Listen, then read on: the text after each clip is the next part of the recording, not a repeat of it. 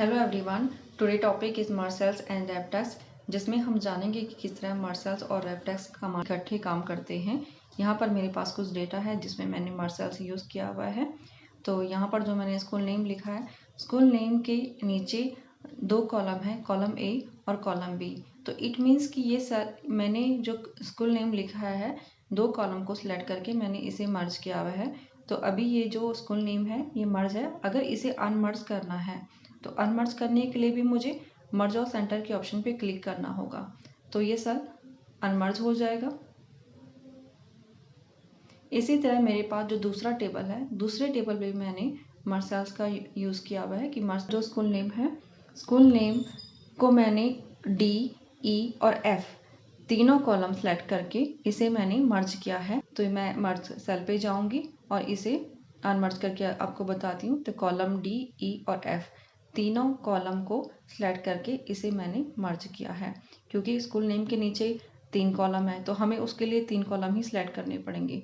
तो जब हम एक्सेल में हम 2 या 2 से ज़्यादा कॉलम को मर्ज कर सकते हैं।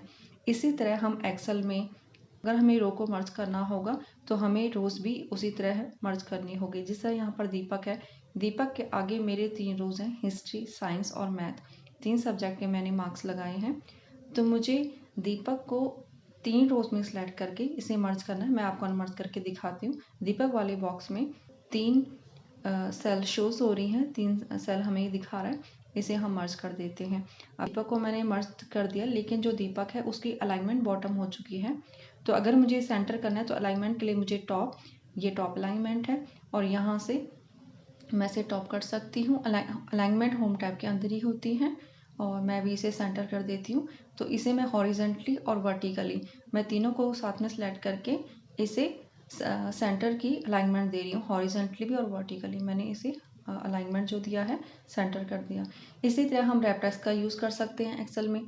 रैप के लिए मुझे यहाँ पर रैप टेक्स्ट बटन है, मैं यहाँ पे क्लिक कर दूंगी रैप टेक्स्ट पे।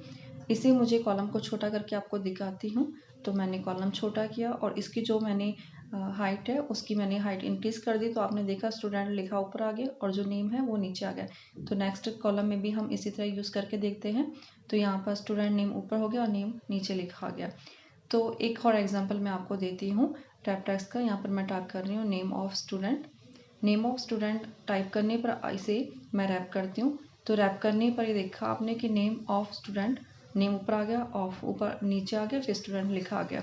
लेकिन अगर हमें इसे मैं ऑल्ट एंटर भी यूज़ कर सकती हूँ।